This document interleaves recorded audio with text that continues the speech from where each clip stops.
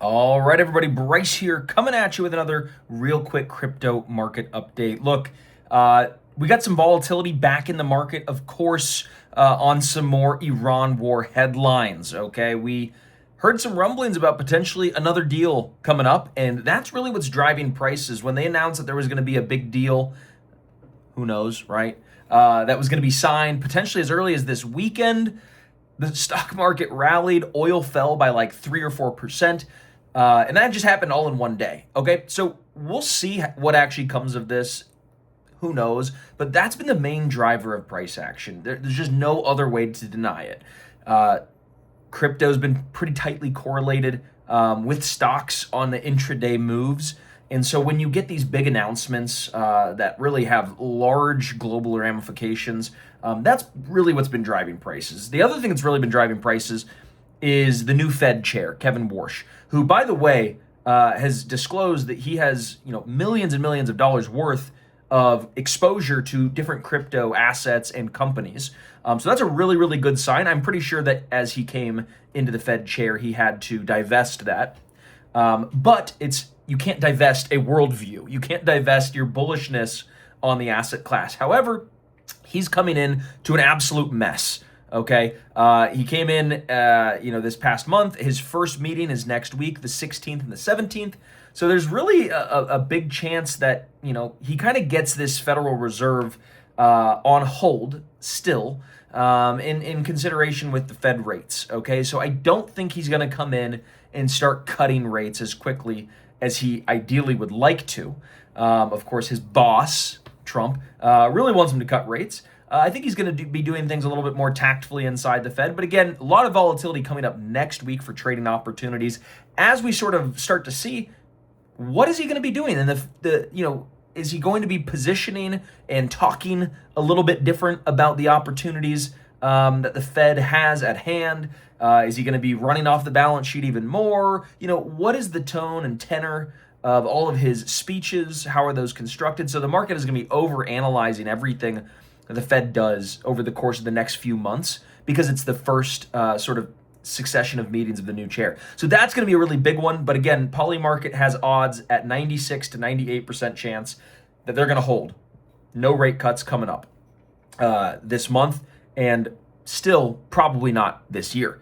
But we'll see if the war really comes to an end, oil comes down, inflation starts to come down. By the way, we just hit 4.2% year over year on CPI, and it was about a 0.5% month over month increase in CPI at the latest just last week CPI report. So again, these are really, really tough things to deal with if you're trying to get rate cuts. But again, Bitcoin loves a rate cut environment. It loves a high liquidity environment, and we're just not seeing that quite yet.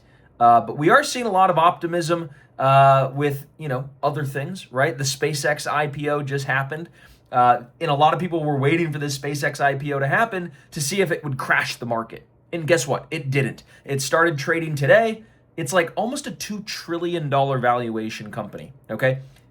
By the way, the whole entire crypto market, Bitcoin plus Ethereum plus Solana plus all of the other cryptos down to the meme coins, if you combine all of that, it's $2 trillion.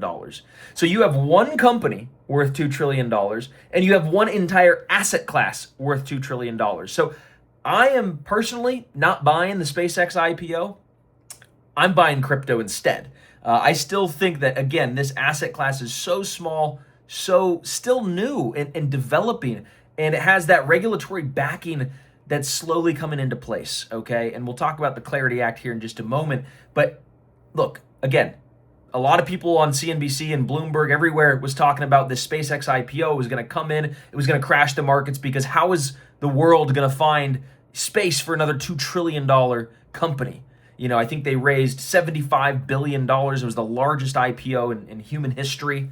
And so to me, that's not where the opportunity is. The opportunity still is crypto, okay? And now the Clarity Act is something that right now Polymarket has 50% chance. So 50-50 odds that this is going to get passed this year. And I think the deadline, or not the deadline, but the soft deadline is before August, because August is a recess for a lot of the senators, most of the senators, right? So when you have a recess, that means they're not going to be doing anything. What are we paying them for?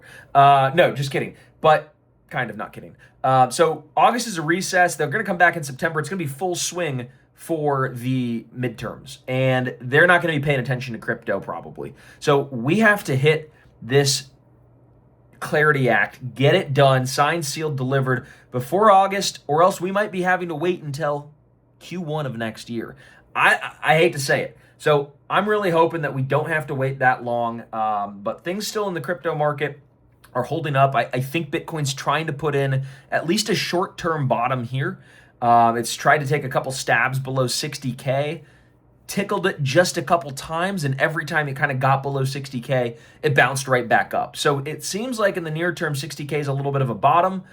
Is that going to be the official market-wide bottom? I don't know. Okay, I really don't know.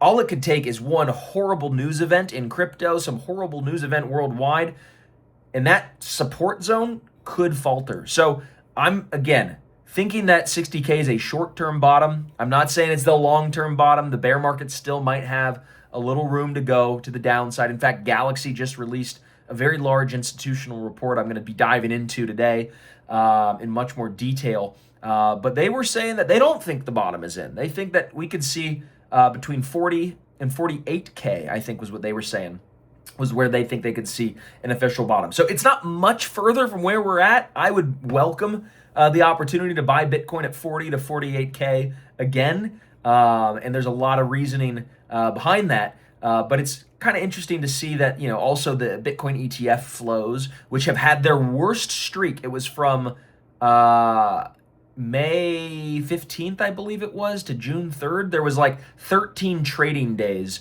of consecutive outflows for the Bitcoin ETF products. And it was the largest consecutive streak of outflows. So we just endured that. We just absorbed all that sell pressure. And you can probably actually see it. That's what it looked like. It wasn't fun. But again, that's all in the rearview mirror. And the trend is starting to go up. And every day in the recent week, we've had less and less outflows. So the bearish sell pressure is declining, which is good for the bulls. And we also have an RSI bullish divergence starting to form on the daily and the weekly. So we've got a lot of good things, but still some headwinds, to be completely frank. That's what bear markets are about. We are still 50% below the highs on Bitcoin, but we've got a lot of altcoins that are actually trading extremely well. So it's a really different market environment to those of the past. We've been trading it very actively. We're excited for the opportunities ahead. Specifically in a few subsectors that you guys all know and love. The AI coins have been doing great. A couple of our picks in there have been wildly outperforming the market. The DeFi and real world asset tokenization coins have been doing really, really well. So again, you're getting pockets of greatness in the crypto market and pockets of depression in the crypto market. Fear and greed index is back at 12, I saw, which is on a scale of 1 to 100. So 12 is considered extreme fear. It tends to mark the bottoms, at least, again, a local bottom. So I like the risk reward setup to the upside. 75, 80K, I think those are near-term take profit levels with much, much more detail to come. So really appreciate you guys tuning in. Hope you enjoyed your crypto market update, and we'll see you guys on the other side. Oh, also real quick, by the way, if you don't already have a service where you can get actionable crypto intelligence with market reports, fundamental analysis, technical analysis, videos, written reports, and so much more. If you don't have anything like that, but you would like something like that, along with a community of thousands of other crypto traders sharing their ideas, my team of analysts, access to it all. If you want something like that for $1, I'll give you a 1-week trial, okay? Come and check it out. You click that button below or click the link. And again, that's $1 for a 1-week trial. Come and see. And we hope you enjoy. And we're very confident that this crypto market is going to get rocking and rolling in the right direction here pretty soon. So now's the time. Check it out. $1, 1-week trial. Button below. Hit the link. We'll see you there.